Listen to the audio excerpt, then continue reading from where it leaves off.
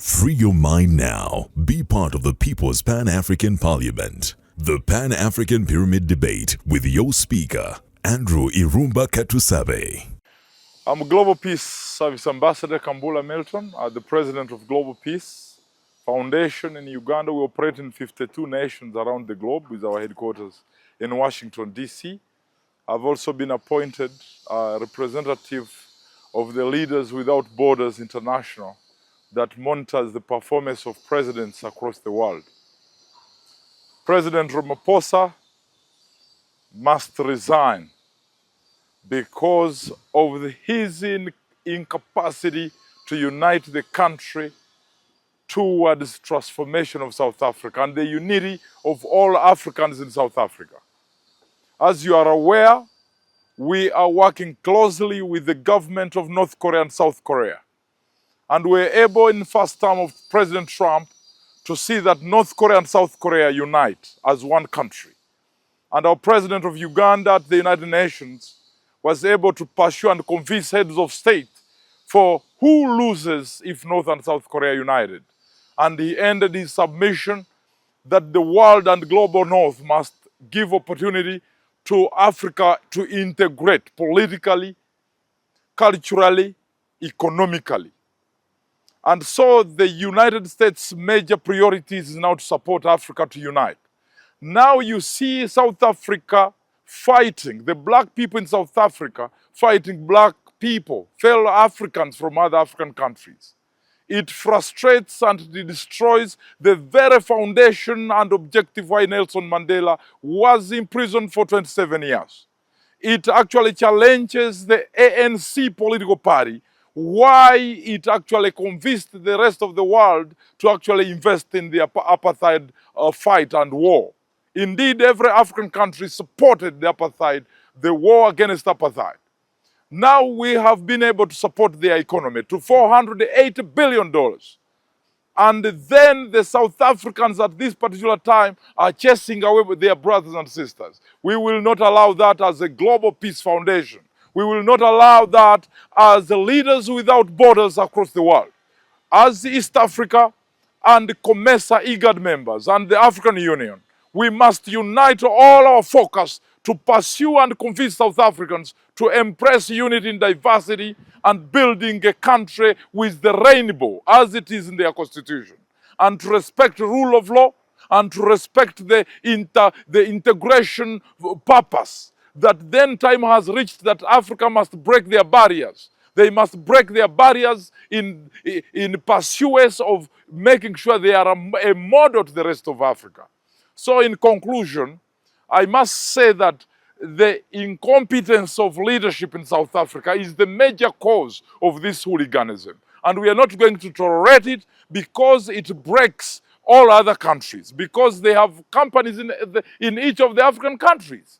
The youth unemployment to 32% is caused by the laziness and the poor curriculum that South Africa has. It is producing lazy and unemployed and unskilled people. That has nothing to do with how many Ugandans are in South Africa. That doesn't, it is not in relation to how many Nigerians or Ghanaians or Botswanians are in South Africa. They are in every African country. Uganda's economy is actually seated on the contribution of supporting South Africa because we give them more than $200 million every year. That is really a contribution to their economy. So they cannot pay us like this. Lastly, is that South Africa, if they cannot solve their internal problems of making sure the black race, the black people, unite towards contributing and owning more than 60% of the economy, the war will continue. The apartheid will have not had any meaningful output. So the focus is the South African government should solve the youth unemployment. South African government should make sure that the economy is in the hands of the black people by building their capacity like what Museveni is doing here through PDM, parish development bond, through making sure that the companies are initiated and are established and run by the black people, but they don't have the skills. So the economy, largely 60% are still in the hands of the whites.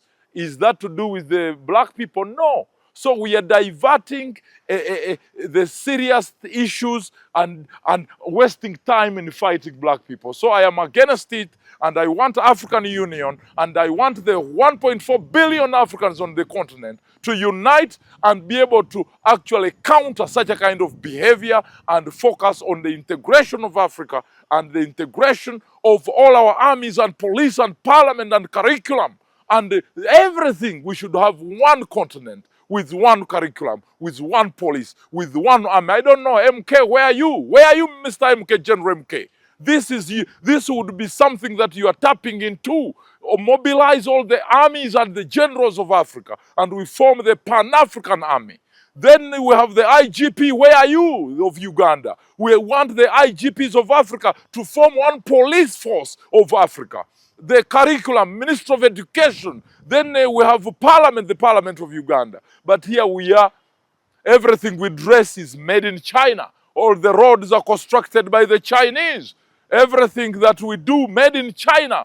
Where are the Africans? So I must say, Africans, please, it's time for us to unite as one family, confronting the future, not bring back the colonialism, now led by black people, the slavery, now led by black people, against the fellow black people. Even the medicine you are using is made in India, made in China, and you think that's proper. And I think all the heads of state in Africa must resign right now, because they are just actually feeding the colonialism of the past and the slavery and the ignorance that we are feeding on. We must have a purposeful future where Africans are walking in a Pan-African spirit and are a new reawakening that is ideologically rooted to make sure Africa walks and can breathe again, using their already massive and plenty of natural resources that can turn our poverty right now into prosperity and stability.